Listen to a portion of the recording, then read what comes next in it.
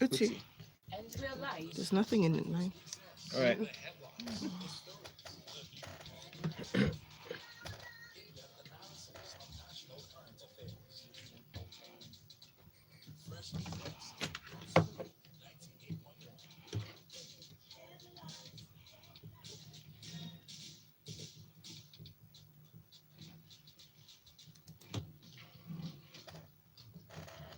Good morning, Lagos, and thanks for staying tuned here on Smooth 98.1.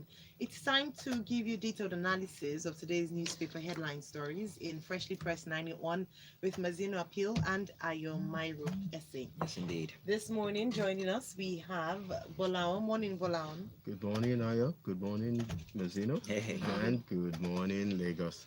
Gbolahan Almost said Valentine Day. It's okay. I heard it. I was like, okay, I'll just not say anything. Gbolahan is MrGquest. Please don't disturb Valentine on honeymoon. And then we have Uti with us. Morning, Uti. Morning, Aya. Hey, Mazino. Hey, Uti. It's been 4 years Since I've seen you. Oh my God. Morning, to see you Lagos. again. Great to see you. Uti is at Iamsyvanti. And then we have Devoe Okorie. Morning, Devoe. Good morning, Lagos. A cool 7 years. All right. Devoe is at Devoe Okorie on Twitter. Please join us on Twitter at Smooth981FM. Use the hashtag Freshly Pressed 981. On YouTube, we're streaming live right now, so go on there. Subscribe to our channel, Smooth981FM Lagos, and on WhatsApp, 0809 444 0981. All right, well, without much ado, let's just get to the first story from the Guardian newspaper. Resign now, reps tell service chiefs and the NSA. House of Reps yesterday passed a vote of no confidence, and after a motion was adopted by Yusuf Buba from Adamawa State, he decried the lack of proper recruitment for our soldiers and the depletion of actually manpower inside of the Nigerian army. He touched on many other things. He talked about the incessant attacks, especially after announcing that we had almost defeated insurgency in Nigeria. But well, let's have your say on this story, please. I mean, this is the second time within 1 or 2 months now that we've had the House of Rep who have passed a resolution and a vote of no confidence for the chief of security officers that we have of our nation, and then they have expressed on numerous times that their displeasure towards the president, that they're not happy with the operations of the military in this war against Boko Haram. Yeah. They have said it times and time again that we need to see a change or a shift in paradigm of the strategies that are being employed in this warfare that we're currently facing. And the response from the president has been that none of the service chiefs will be sacked, and that it wouldn't be appropriate for them to change the service chiefs right in the middle of the fight against insurgency at this present time. And the explanation for that is that it would create a lot of disruptions and a lot of chaos. We've asked this question several times now, and then the question that we're asking is, if something isn't working, the usual thing that you'll be expected to do is to find a solution, a new solution, and change things around. I mean, it's only a madman that keeps on trying the same thing and expecting a different result when you keep on getting the same result. And it's generally said that the reward for good work is more work. But in this case, what it seems like we're having is the result for bad work is like they've been given more work. And let's take our minds back that these service chiefs had already gone past their tenure. It was the president that took it upon himself to extend their tenure by an additional 6 months, which had even is now lapsed in December of 2019. So we ought to be talking about a change of the service chiefs, because we're not getting the results that we expect. I mean, a lot of House of Reps members, most especially in those states that are being affected, we're talking about Borno, Adamawa, and Gombe, spoke out clearly that we need to see a shift in paradigm, and there needs to be a change. But were these service chiefs responsible for the decrease we witnessed in insurgency, which has been referred to many times by the government about defeating Boko Haram, or at least a partial defeat of Boko Haram? Or was that just sound bites? Well, I mean, we made some significant gains initially at the inception when President Muhammad Buhari took over. And this was the same president that actually, when he took over, he instructed the chief security officers to go to the heart of the battleground, which was in Maiduguri at that point in time, and he requested for the relocation then. And there were significant gains. We were able to reclaim a lot of areas that had been taken over by Boko Haram. I think it was about 19 local governments at that point in time, and there was massive gains. But it seems as if now our militaries are fatigued, they're tired, they have been, we need new ideas, we need fresh minds. And what has happened is that, of course, their morale is low. And as such, when we're looking at situations like this, it's been recommended that we also need fresh blood into the system. We need new army recruits also into the system, so that this fight against insurgency can be renewed. They made significant gains, but over the last couple of months, not much has been done. The president needs to speak up. And I say this because we cannot be fighting a war, and we're not hearing so much from our president. He seems to not speak up, especially when these issues are piling on top of themselves. There was a closed door meeting with the chiefs. Yes, we've been seeing those closed door meetings, and that's the part of doing the same thing all the time. We need to hear from him directly. We need to see him on ground. And what I don't like is it seems as if until pressure is mounted, how many people have to die? How many important people have to be affected before he sits up? Because if you remember before him, that's how the president, that was in JJ's time, he kept silent and we were making issues until just before election. He guarded himself in army uniform, went into that territory, and they cleaned up a bit. Same thing here. Do we have to get to that point? All right. Thank you very much. Emma from Makoka says that's a very scathing response from the House of Reps for them to call for a change of service chiefs. I hear that legally their tenure have expired. I'm here for security. I'm not trying to protect persons of interest. Nigerians deserve better. All right, not going too far from this subject here, still on security. Let's do the punch newspaper. Uche, this is your story. Police need 250,000 rifles, 1,000 APCs, 774 drones. This is from the Inspector General of Police, Mohammed Adamu, who on Tuesday said apart from inadequate personnel, the Nigerian police force needed all of these, which I have just mentioned. He also decried the lack of personnel or the poor state of recruitment of personnel, referring to the remuneration which scares people who might be eligible, who might be appropriate for the Nigerian police force. But Uti, tell. This is a laundry list of all the things that are ailing the Nigerian police force. And it's actually quite a scary list. The way he's broken it down into what is needed in terms of equipment, what is needed in terms of staffing. Now, if we take the staffing point of view, and the story quite compares the kind of remuneration that the police force get in other countries. And I was shocked, to see how little our police officers get paid.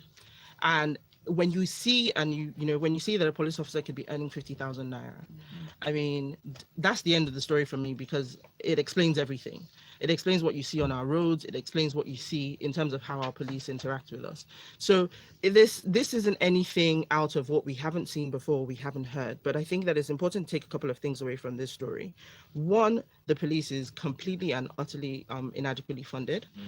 But again, when we look at the way our budget is allocated, it's not just the police. There's so many different sectors that are suffering from that as well.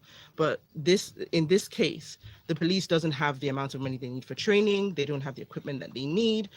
And the number of, 302,000 police officers for the entire nation of Nigeria, of what, 200 million people? 302,000. Yeah. It's a bit, that's not even 1 in 10,000. That's, I can't even do the math, but it's just ridiculous to think that that's how little we have. And then when you begin to process that number further, to think how many are assigned to guard VIPs, to guard companies, you start to think that this is just, the battle is lost completely. So where do we start? First of all, the police has a huge PR issue. Nigerians don't trust the police. We can't trust the police as it is right now. And the police themselves, I've always been hard on the police. But when I see all of these figures and I see all of this, I can't even be hard on the police. Because if you're earning 50,000 naira, you can't feed your kids. You're going to beg me. You're going to say, Madam, happy Sunday.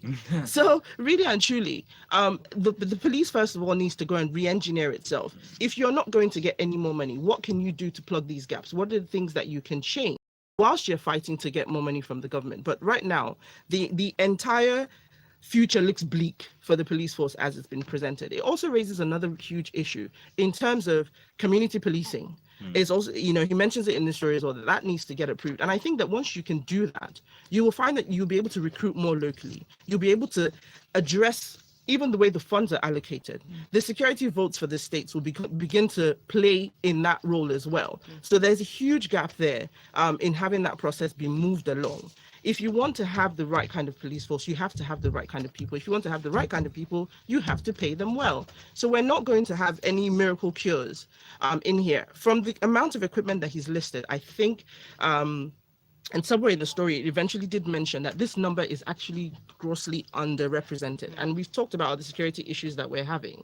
I don't think we're going to solve with 250,000 rifles and 774 drones. It just feels like you've just snatched these numbers, and they're very tiny numbers compared to the real challenges that we're facing. Thank you very much. I'd encourage everyone, if possible, to read this article. It's honestly, like you mentioned, you then... It paints a different eye-opener picture for the into, police, Yes. yeah. And Yeah. then one part they mentioned was also the skeletal structure or number of policemen that are actually protecting citizens, and many of them are protecting top officials in government. Half So, of them. Absolutely. yeah, so it's really, honestly, read the stories from the Punch newspaper.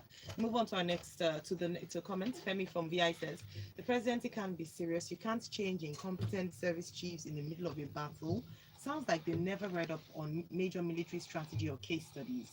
The current service chiefs seem to prioritize the constant budget allocation for this activity than ending the activity.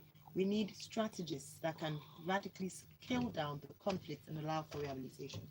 Real quick now, I'll move on to the New Telegraph. Hey, Devoe, I need you to tell us exactly why Metu must serve 7 years. Well, this is Judge to Metu from the New Telegraph headline, why you must spend 7 years in jail. But Devoe, here's your friend. Let's hear it from you. Who's my friend? The judge, right? Okay.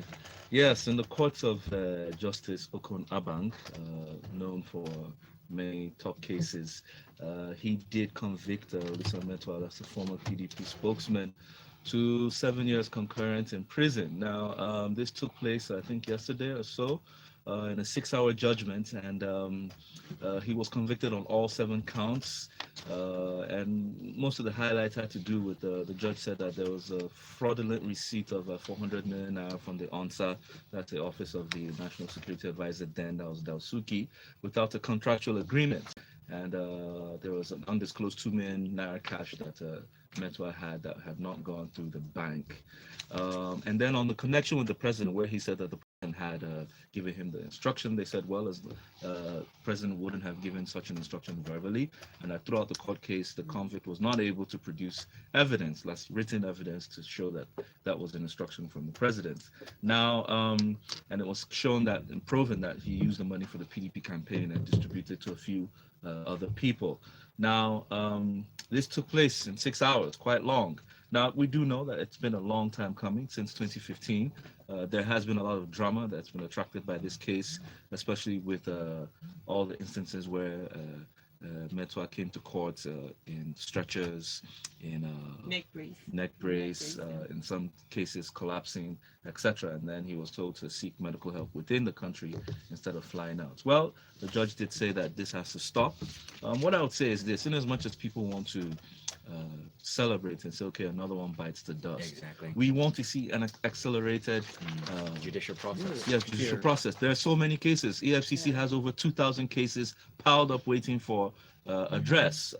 ICPC has their own cases as well. There are many petitions from civil society organizations that need to be addressed. We need to see so many of them. I would rather have one case per week. So next week, who's next? You know, there was a newspaper headline that said Olisa will join Kalu, Dere, and I think there were 3 others in jail. I mean, that's just 4 people. We need to see one bagger every week going down. That's when I'll know that the president's anti-corruption case is working. I Thank think you, you need to Bengus, give the Bengus, EFCC a bit of credit too this time around too. I mean, for crossing the T's and dotting the I's. Who? The EFCC. I mean, for seeing it to a Bengus conclusion. says, despite all his theatrics to frustrate his prosecution, Metu finally landed in prison, which is another achievement of the PMB's fight against corruption. However, that he will serve only 7 years instead of 37 years in jail is really the low point for me in yesterday's judgment. Exactly. I think one of the ways to fight corruption is to take the most punitive measure against those found guilty. We should begin to make jail terms run consecutively rather than concurrently.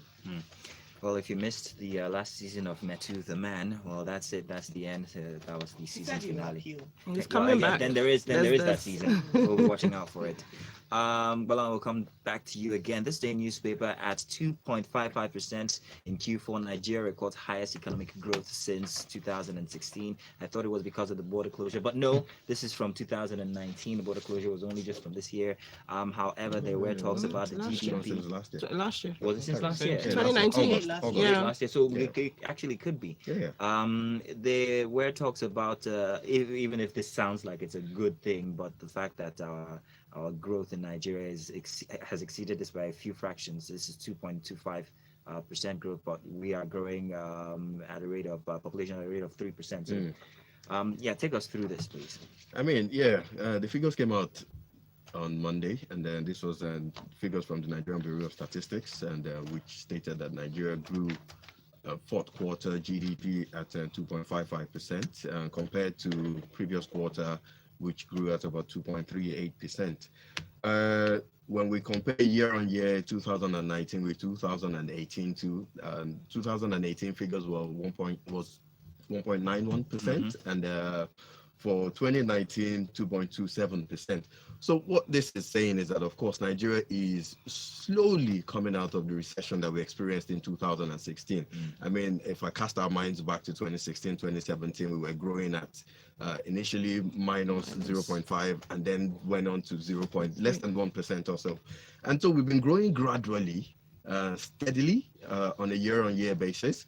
And part of the reasons for this growth that we've experienced in 2019 now in the fourth quarter, of course, we have the non-oil sector, which we saw contributed about 91% to the overall growth. And we also saw the oil sector as well, which contributed about 8% to the GDP figures.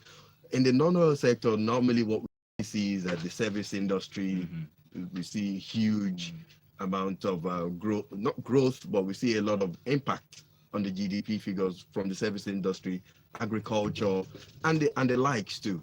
But I mean, all well and good. Yes, Nigeria has grown by 2.27%, but this is nothing to dance reggae music to, because when we're comparing this to the population growth, just as you mentioned, population growth is at 3%. And we're talking about GDP growth that is less than the population growth. Invariably, what that means is that people are still getting poorer and poorer. Because, of course, if we're not growing as fast as the population, that means we're not creating enough jobs for the people. That means not enough money is being generated, income per capita for the people. And so, therefore, people are invariably poorer as we're going. Yeah. So what we expect to see is that we're expecting to see better growth. We're expecting to see 4, 5, 6% before it starts to translate in the lives. If we can get double digits, I mean, that will be a miracle. You suggest what the agro-processing sector? There's been plenty of focus on that. I mean, there's a lot of talk about focusing heavily on agriculture and agricultural processing. There's a lot that could be derived from that. We can do a lot better in that. That already is doing good, but we can also put in a lot more effort. So we need to see a lot more government incentives in those areas, and in order to see better growth and to see a lot more job creation. I mean, if I would also say, we haven't seen our unemployment figures now in over a year. The last unemployment figures that we got was in 2018, fourth quarter of 2018, and we're talking about 23%. We Plug the haven't seen anything. We're leakages. probably talking about 30% now. Remove subsidy. Thank you very much. Open for the that. borders. King Thank you Sarah very says, yeah, thanks, economist Devoe. King Sarah says, as long as the minimum wage is still what it is, the salary of the police can't be improved. Try visiting a police station or barracks where this personnel's and vulnerable. But let's move on to our next story here. I'll come to you for this and on health. So we have that $12 million Loose Cancer Center will medical tourism treat 80 patients daily, according to the Minister of Finance, Zainab Ahmed. She said the newly opened Lagos University Teaching Hospital Cancer Center will help to stem the usual practice of going abroad for medical tourism in other countries, and also they plan to treat cancer patients daily up to 80. Please take us through this. So I want to be positive about this Please be story. positive. Let's be positive. It's a good thing. It is a good. It's a step in the right direction. We just talked about allocations and poorly funded sectors. Health is another one that suffers greatly from this. So to see that we're actually doing something proactively to take steps now, the rate at which cancer itself is starting to manifest in the country is increasing. We're recording about 100,000 new cases every year. We're actually contributing about 15% of all the new cases in Africa year on year, which is quite scary. Yes. And it's getting the average age of incidence is also getting lower. So it's great to see that we're moving in the right direction. Medical tourism has been talked about over and over and over, the strain that it puts on our foreign reserves, the fact that people can't get adequate healthcare here. Now, it's important to know that this is one center and this is 80 people. So give or take in a year, that's what's the math? That's about 3,000. Times 365. That's Yeah, I'll just 20. let Give you or guys take do this about one. give or take about 3,000 people, daily. It's a drop in the ocean, but ripple effect of that drop hopefully be felt, and the story speaks to more centers coming online. It'll be nice to see to train our doctors. We have a huge brain drain issue in the medical field as well, so it would be nice to have something like this. It's good you mentioned that, Uti. We had a conversation on cancer for World Cancer Month, which is in February. And what our guest said that they've done a massive campaign, donated an equipment to a hospital in Delta State. And they went back about 2 years later, and it was still wrapped up. Absolutely. Doctors didn't know what to do with it, so they didn't have trained personnel. And that brings me quickly to my last point, is the need for more PPP, because a lot of these things, this hospital, I'm sure if you go back in a couple of years, what is the plan for keeping it up? What is the plan for maintenance? What is the plan for continuing to develop and grow what the hospital is able to offer? Those kinds of things only come from PPP partnerships, because you will have the expertise coming from the private sector that can go in, work with the government to push out information and get people coming to these hospitals. So a step in the right direction. Thank you. Let's do a comment here from Ni Lomo. It says the Nigerian police are better paid than over 60% of Nigerians, including the civil servants. They are simply inefficient and ineffective in the way they carry out their duties. 150. Is it? What was the amount from the 50,000? They're the lowest paid. They're the lowest paid. And when again, I hear that, but you also have to compare that to what their day-to-day job is. For what and they're that paid civil for, they should servants not be putting themselves in the in line of danger, harm, duty yeah. of danger. Ni goes on to say, on a lighter mood, have you guys seen the vehicles and convoys of Nigerian service chiefs? All right, thank you, Ni. Kano bans begging to prosecute erring parents. According to Daily Times, the governor of Kano State, Abdullahi Ganduje, has warned that any child caught begging would face the wrath of law as state government consolidates on free and compulsory education for his administration. Coming from the caliphate itself, Kano, Kano. This is huge. I think recently the governor of Kano, that's Ganduje, did give a boost to education with the launch of the Basic Education for All scheme, BESDA. And this is whereby on 2 counts, one, he introduced or deployed about 7,500 volunteer teachers into the workforce there to join them at the Islamic schools, as well as introducing free and compulsory education for all of their residents, indigents, from primary to secondary. Now that deserves a clap. Now, the main point here is that he did bring about a boost on the Amajiri system. And he said in the Amajiri schools that they must include English language and arithmetic, that's maths, in their studies, and any teacher that was not accepting it should leave. This would help them integrate themselves as they move into secondary school. Have they built more schools? Now, he said, and this is where the biggie comes, wait for it, that any child caught begging, let me repeat myself, any child caught begging will be arrested, and both the child and the parents would be prosecuted. I think this is huge, and it's history in the making. I want to see Ganduje do this because the North, as we have been known, has carried the weight of poverty within Nigeria, with a poverty ratio almost about 80%, meaning just a few trickle of people have all the wealth in the North, and then the rest are living below the poverty line. And the basis of this is a stark illiteracy that has taken place there. And illiteracy just breeds more poverty upon more poverty. Now, given this free education, especially in a place like Kano, which is the seat of most of the Northern history, it will begin to change their history. And I'm hoping that they begin to make examples of those children who were caught begging, so that the source of it, meaning the parents pushing them out there, will stop. So I was gonna just one very quickly. You mentioned persecute the children and their parents. Yes, now he said according to the law. Obviously, there's a law that takes care of delinquent juveniles, especially those below, and then there's a law that addresses the parents or the guardians who have sent them out there. I also think, and a matter which they need to also take seriously, is one which the Emir mentioned recently in terms of birth control. It's a very sensitive matter. It's not taken lightly because of the traditional, historical, religious views towards it. But you can see our population growth. We're growing, we're booming babies faster than we can take care of them. So we need to address that. Thank you very much for that link. We move on to our next story, and this is from Daily Times. Reps pass bill granting presiding officers immunity.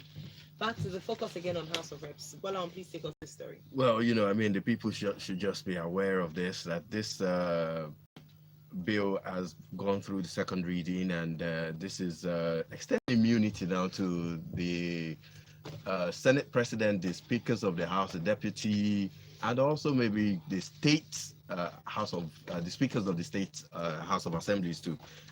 We have to resist this, because it's been stated that the reason for this bill seeking to extend the immunity to these officers is to protect the institution and avoid distractions. And they've cited examples as to situations where the Senate President Saraki had a lot of back and forth in court then. But the explanation is that this has affected the House, it has affected the Senate, and it has disrupted a lot of work. And the question I would like to ask is that how has this exactly affected them? Because this is only one man we're talking about. When we're talking about the Senate President, we do have a deputy that should be deputizing for the Senate President. But the problem that we have with our institutions, such as the National Assembly, is that it's a one for all. And they should be reminded how they left their duty and went to court. Exactly, they all go to court. With the Senate Sitting with the Senate President for what reason? Because it wasn't just one person that was being prosecuted or going to the court. There were a number of them. So that's why Solidarity. It's a solidarity, and it's like an attack on the Senate. And so therefore, this is also going through public hearing. I would encourage people to resist this, because this is not in the interest of Nigerians, but only in the interest of the National Assembly members. Thank you very much. Thank you very much, Gbolahan. Just to mention from yesterday's story, and unfortunately we won't go into detail, premium footballers killing. Police in Ogun State have disbanded zonal intervention squad. So that's a win there. But thanks to our analysts this Thank you very much, everybody. And Gbolahan is at MrGquest on Twitter, Uti at Iamsyvanti, and of course Devoe Okorie on Twitter. We had a lot of messages we couldn't read. Apologies. We'll try and see if we can read them and maybe even comment. But you can follow these fine gentlemen and lady, and maybe even continue the conversation on their social media pages and on ours as well. We are at Smooth 981 FM. Thank you, Lagos. Stay tuned. We'll be back with sports inside the locker room. When I saw the House of Reps bill, I was like, what's wrong? Selfish. What nonsense. When we are trying to repeal and take